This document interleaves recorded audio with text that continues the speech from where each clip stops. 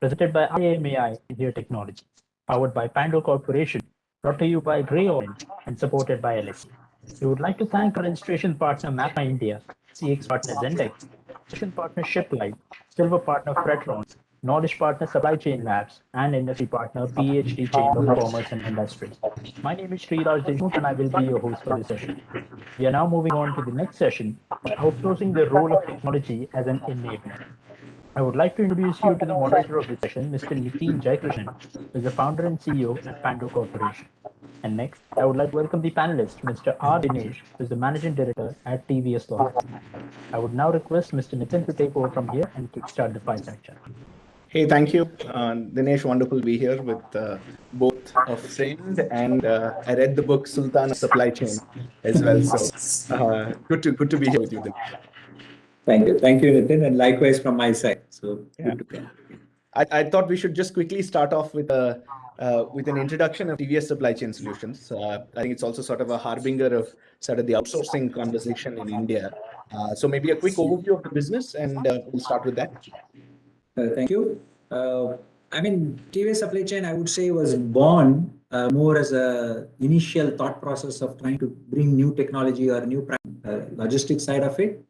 But we established ourselves in a very small way and soon realized that maybe we needed global capabilities. So we ended up actually acquiring capabilities globally and then bringing them, or the hope was that we'll bring them into India very soon. I think in the last maybe 2-3 years, we have been able to do that. Today, we are maybe 60-70% global and remaining 30-35% in India.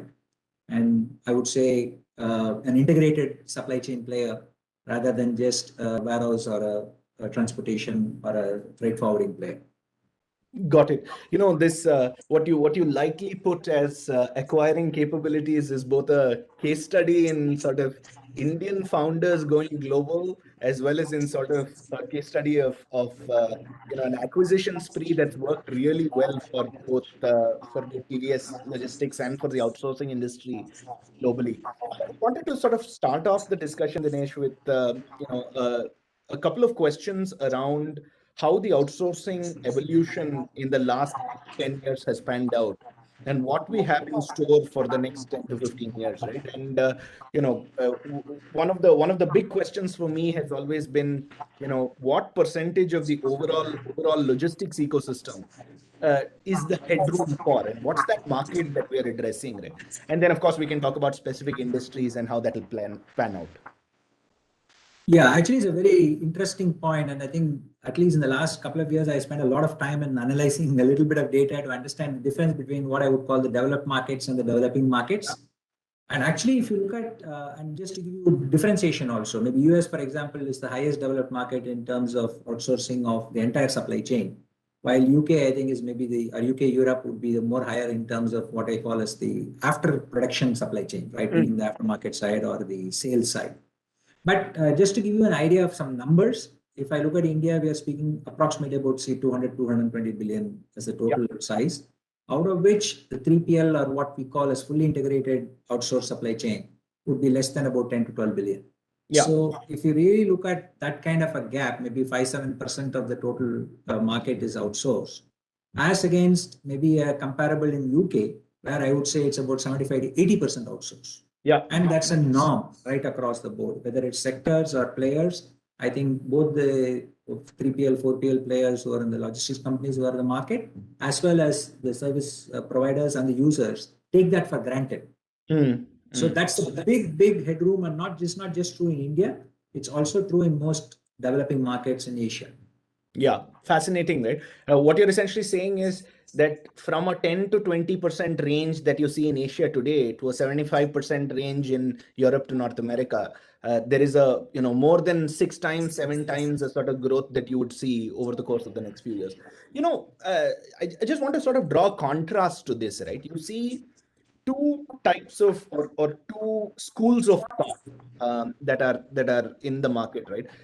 Most companies today, and Pando serves the likes of Siemens on one extreme and the likes of Procter and Gamble on the other extreme. So consumer businesses as well as very B2B businesses on the other extreme, right? And we hear this across the board, the Amazonization of business. the B2C nature of consumer brands being sort of, the thought process, the democratization coming to B2B brands as well, right? And, if you look at what Amazon's done in North America now, or what Flipkart went through this journey in India with e-cart and so on, they said, look, I mean, transportation, we're going to outsource. And then they said, potentially warehousing and transportation, we're going to outsource, or handling, warehousing, and transportation, we're going to outsource. And then Amazon's now sort of come a full 360 to now say, I'm going to own everything, right?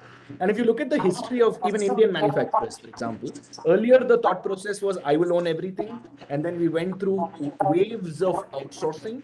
And what it seems to me you're saying is that that wave of outsourcing will go to the other extreme of the pendulum, like what UK is today.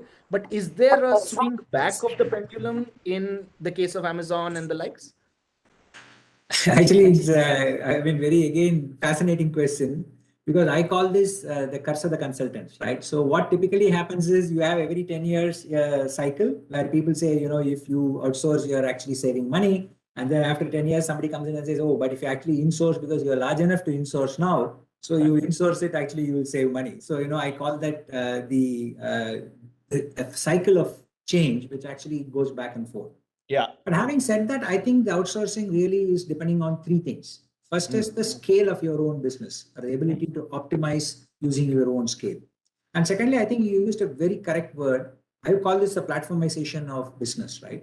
So as long as the platformization of an Amazon is capable of taking on the maximum efficiency in that load, then it is good for them to own it.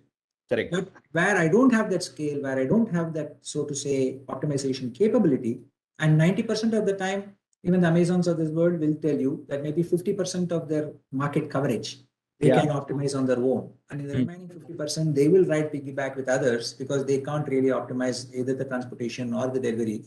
And of course, last mile delivery is something you can always take a call on because it's a network presence which supports you, especially B2C. Correct. But on the B2B, small b space and the B2B space, and honestly, the largest, I would call it non-discovered or non-used market is the B to small b space, Absolutely. which I think suffers the maximum because you really don't have the ability. And the last, the third enabling factor, which I think is now maybe driving this significantly, which you know very well, is the digitization of the platforms. So earlier it was a physical discovery, which was very difficult. And I think in the Indian context, at least when I grew up, I used to know or spend most of my time with what I call transport brokers to understand the transport market.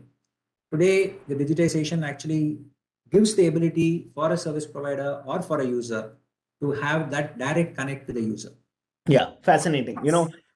This whole idea of, and we keep saying this to our clients as well, right? The world is moving from a competitive advantage sort of standpoint to a collaborative advantage standpoint. And it's fascinating to see, even if you look at different industries where outsourcing is penetrated, I think FMCG, consumer electronics, or FMCD, etc., has sort of been at the lower end of the spectrum. Automotive has sort of been at the higher end of the spectrum, right? And even in the CPG space, Indian CPG manufacturers are today saying, how do I sort of, as you said, platformize my supply chain in a way that if I operate on a certain technology platform, and whether that's transport management or warehouse management, my actual operating platform is on one platform. How do I sort of get my 3PL partners, my transport partners, my warehouse partners to also engage with me on the same platform? And how do three of us, who might be sort of competitors or collaborators in the larger sense, so who are on the same platform, then sort of get visibility into our overall operations, while not SKU level visibility, but load level visibility, to be able to then say, is there stuff that I can do together in some sense, right? So it's a fascinating evolution, both in terms of outsourcing, driving digitization, and digitization driving outsourcing, and those complementarities are coming out as well. Right? One aspect of outsourcing, in some sense, has and its a relationship with technology, has been, and I want to point out again what you pointed out, which is, you said we wanted to bring in new processes and technology, and then you corrected yourself to say, no, actually processes, not technology. How has that changed in the last 10, 15 years, Dinesh? Because when we talk to customers and those that want to outsource completely or a large part of their operations, They say, look, I mean, I'm giving it off to, an expert in the field, and they will help me do this collaboration and all of this. But they say, look, I want visibility into those operations as well, right? While I hand it off, I want to get access to some of this visibility, and vice versa. You're saying that once you take on the quote unquote headache of managing the entire ecosystem, the problems continue to exist within a 3PL as well. And so, what is the degree of digitization that we're seeing both with customers, suppliers, and within the 3PL itself? It's been a fascinating journey even for me, because as I said, when I first started, or when we were starting in our journey, it was just trust, which people outsourced first. Then they actually started looking at better capacity utilization and better process efficiency, which this will bring to the table. I would say as early as maybe 2012 or 13, at least not just from an Indian side, but even globally, there was a significant talk of saying that, how can they give visibility? That was the first question which we were asked, saying, can you give visibility? And second is, can you actually provide an integrated solution which gives that visibility? Like you rightly said, it's a piece flow, right? So typically it always used to be in the production side where piece flow was looked at. But then when the delivery side and as to the consumption side, people wanted to know all the way up to the user or the final consumer, am I got the visibility of what's happening, etc. That I think is the first start. The last bit, or the later bit of it, was enjoying the benefit or the full value of creating an integrated supply chain.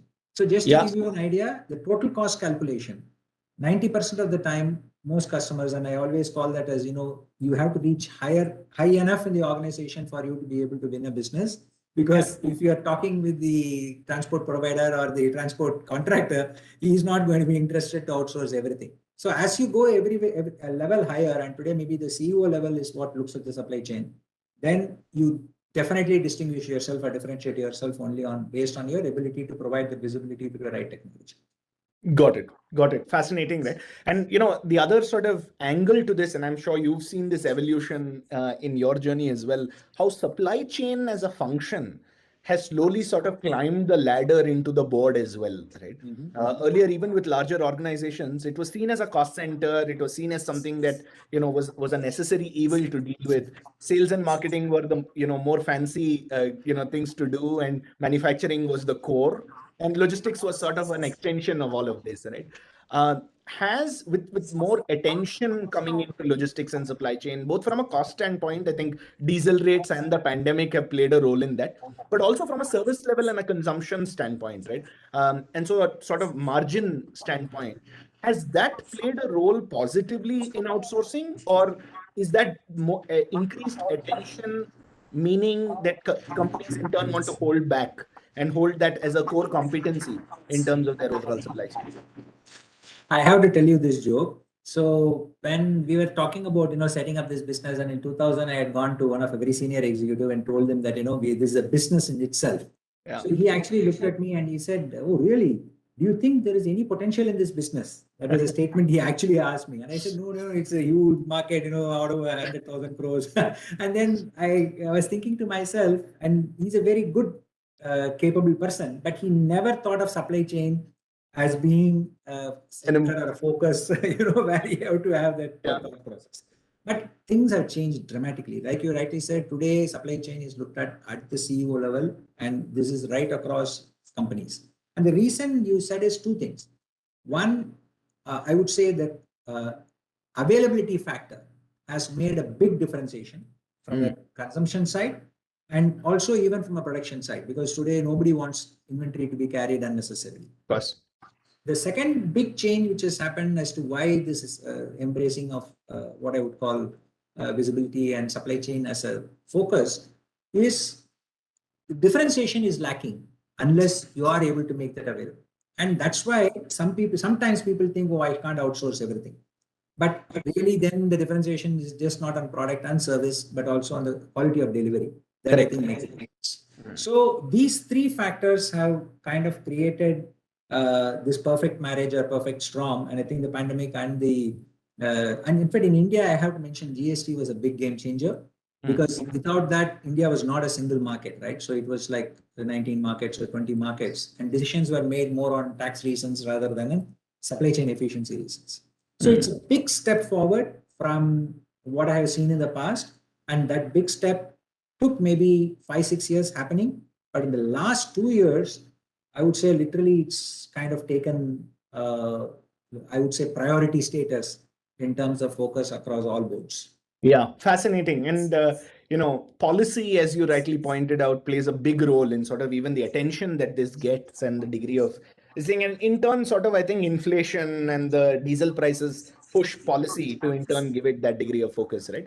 Where is that evolving, Dinesh? And I know you play a pivotal role across in sort of driving policy as well. So what are you hearing from both state and center on driving outsourcing? I think there is two strong, I would call it, drivers. First is what the logistics cost in itself, because I think basically it's just an enabler. I mean, like Atmanirbhar Bharat or whatever we are talking about as production capability or the PLIs, etc. They are not going to be successful unless we are able to get the supply chain efficiency and the cost down. Mm. So that I think is one big driver of policy. And I think this is, I mean, you heard the Prime Minister mention in his speech, I think 5 times supply chain, right? So it is that level of involvement in terms of importance. The next, I would call it, which drives is commitments to environment. So if you look at the Paris Accord, or if you look at changes, I think this multimodal concept of bringing in road, rail, connectivity, making sure we are using water or waterways, etc. All of it is also a big step forward from a policy making perspective. Obviously, India, if we want to be competitive, I think the only way out is to keep reducing our supply chain cost. I am a strong believer that supply chain is not going to just reduce, the cost is not going to just reduce by creating infrastructure. It is going to be what I would call the e-digital connectivity, which is going to make a big difference. And last but not the least, I would call it the percentage of outsourcing, because still, I believe capacity utilization, even on the road, for example, we are still speaking about 60-69%, while in a developed market, we are speaking as a normal break even 80-85%. 80-85. Fascinating. The e-digital connectivity, right? And you say that almost lightly. And this is, with IMAI, a lot of the folks who are watching this are also potentially entrepreneurs and founders looking to sort of start up in different spaces, right? What is a digital supply chain opportunity which will aid in the improvement of outsourcing and in turn which will benefit from increasing outsourcing in India, Dinesh? What are some areas that, for example, TVS Logistics would be interested in sort of pursuing, and what would be ideas for founders to pursue as well? See, I call this as two ways of looking at the same issue, right?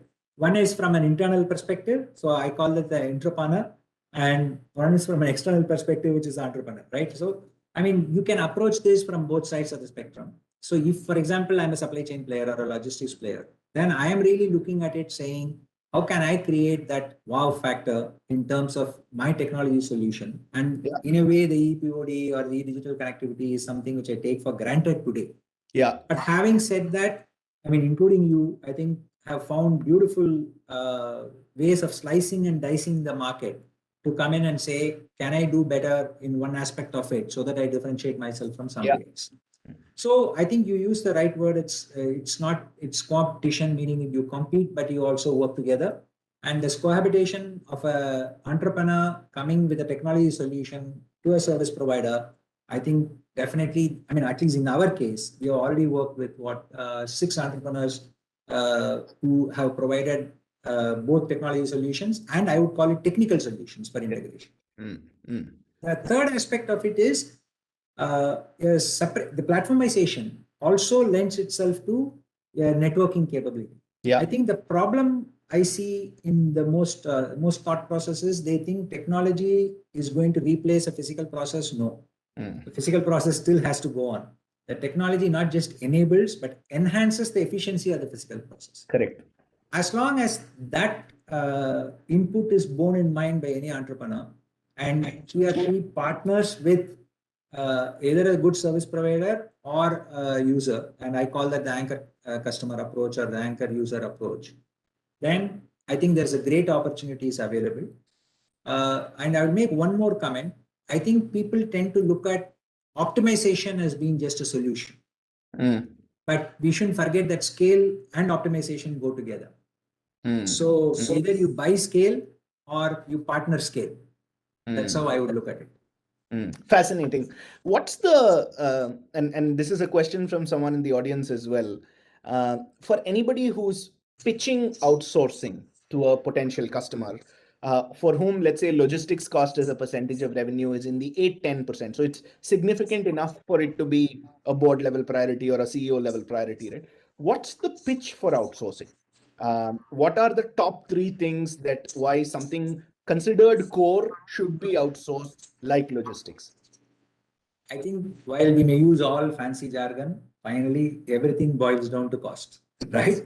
So if you don't make a differentiation in terms of the cost, I think you're going to find it very difficult to be able to convince somebody to outsource. But having said that, just cost today doesn't give you the ability to open doors, right? So, like you said, the ability to integrate, ability to provide visibility across multiple, not just modes of delivery, but also modes until the end of the consumer consumption plan. And last but not the least, the ability to continuously improve. So I think the biggest challenge which you solve for when you go with an outsourcing proposal is to say, I can keep on improving the efficiency at the same cost. It may not be that I'm giving you a significant cost benefit when I come in. Yes, there could be some cost benefits because of the visibility. And ultimately, the final sale is when I'm able to convince a customer to look at the total cost, not look at optimizing individual elements of the cost. So, Got it. Got it. Interesting. One of the things that you said, and I've heard, yeah, I don't know if this is Sundaram Clayton or one of the factories where there's a plaque about one-piece flow, yes. right? And you said it lightly, but I want to do a double click on that for a second. How manufacturing has extended to delivery right up to the consumption point in terms of one-piece flow, right? There's also an interesting book written by an MIT professor about it. I just want to do a double click for the audience. When you say supply chain, the concept of one-piece flow has been extended to supply chain. What does that mean? Because I think the 3 things that you said, which is cost reduction, total cost of ownership reduction, increasing efficiency, and digitization, platformization, has an impact on one-piece flow and vice versa. Can you do a quick double click on that? So, I mean, I'll just take an aftermarket example, right? Yeah. And I don't want to name the manufacturer, but we were speaking to somebody who's manufacturing something as mundane as pipes, right? Yeah. So, if you say that from the production center to a distributor, then coming to a retailer, and the retailer has multiple clients to whom he sells to. Somebody who is in a house, somebody who is in a residential complex, somebody who is actually building a new premises, so who is buying, large volumes. For them, they would like to have that one-piece flow to understand what happens to the component once it leaves the factory, all the way into that final where it is getting fitted into a location. And typically, I'm talking about a very simple process flow where there are only 3 or 4 players in it. But I would say most components, FMCG, for example, would have 5-6 people who are coming into this play. And at each level, there is inventory. At each level, there is wastage. And finally, there is what I would call huge cross movement. And I can tell you this, I have done, or we have worked with companies where we find that somewhere between 2 to 3% of the supply chain cost is just cross movement of goods from one part of India to another part of India. Yeah, no, absolutely. Even in CPG today, what they would call primary movement versus secondary movement, right? The secondary going into their customer, in terms of value, it's 2/3 and 1/3. And so 2/3 of movement is inventory movement between their nodes itself. Fascinating. If we were to sort of, and this is crystal ball gazing, Dinesh, and there are very few people who probably can do this, especially to do with supply chain outsourcing in India. Where are we headed? And I know you gave me the upper limit in some sense of the 75%. We also spoke about the swing back potentially that will keep happening. But what is the future for supply chain outsourcing in India, especially given, let's say, e-vehicles, electric vehicles coming in? There are different modes of transportation that is driving this, and of course, modalities sort of playing a role as well, right? Where will we land in 10 to 15 years? Let me preface my answer in two ways. One, you should not forget that the cost of the assets are going to continuously go up. And especially like you said, if e-vehicles comes in, if the port infrastructure and the airport infrastructure further improves, and railways will have to keep investing on expanding their infrastructure. Yeah. So that cost has to be paid back. And therefore, there is no option for a country like India but to continue to increase efficiency. So that's one core reason as to why outsourcing will continue to go up. The second aspect of it is coming from the digitization activity, right? So the reason why people will outsource, and maybe companies like Pando are well on that journey in terms of making sure you are able to deliver optimum solutions or optimizing solutions along with the pure vanilla service solution. And that's where you actually start seeing the true value of outsourcing. The platformization benefit starts to kick in. So, and like you said, the network starts getting built up. Correct. So I think people with scale can afford to insource because they have the ability to work with it. And you will actually find smaller and smaller service providers becoming partners with larger service providers, not necessarily being owned by them, but actually partnering with them the right way, so that we actually can develop the ecosystem. In fact, I would say firm belief is India will lose its unique advantage if we kill livelihood businesses of today, especially the transport sector. We have to somehow work with them, bring them into the digital journey, and they are more than capable of taking on a digital journey than we think. Maybe it will take them time. No, not at all. And I strongly believe that outsourcing will increase in India till it reaches a plateau, maybe in about 7-8 years. And then again, the second cycle will start of reduction. Got it. Fascinating. And I'm sure, the 3-4 things that we've discussed, right? One is policy evolution, technology evolution, cost pressure, service level as a function, and really just entrepreneurial ambition more than anything, right? Whether that's entrepreneurial ambition or entrepreneurial ambition. I think one thing that at least in the few years that I've been in business, I've consistently seen year on year go up. It's just the ability of both large, individuals within large enterprises, as well as individuals outside large enterprises, to sort of see a big vision, bet on ideas, be able to sort of take a thing, and the reversibility of some of these decisions is actually fairly significant as well, right? Because if it was something that it was very hard to sort of pull out of, or therefore experimentation sort of took a hit, it would be hard, versus we're seeing the opposite, where you're actually seeing more and more people willing to invest in ideas as well, right? Fascinating. So thanks for doing this, Dinesh. Appreciate your time. I don't think we have any more questions, and we have a couple of minutes, so we'll wrap up. Thanks for taking the time, Dinesh. Not at all. Thank you, Nitin, and likewise enjoyed the session. So look forward to more sessions. Thank you. Thank you so much, Mr. Nitin and Mr. Dinesh, for an engaging discussion. And a special thanks to both of you for making up time and coming here and making this possible. Thank you. And also another thank you goes out to our attendees as well, who are here with us today. Thank you so much, everyone. And please stay tuned as we'll be back with the next session soon. Thank you. Thank you. Thank you. Bye.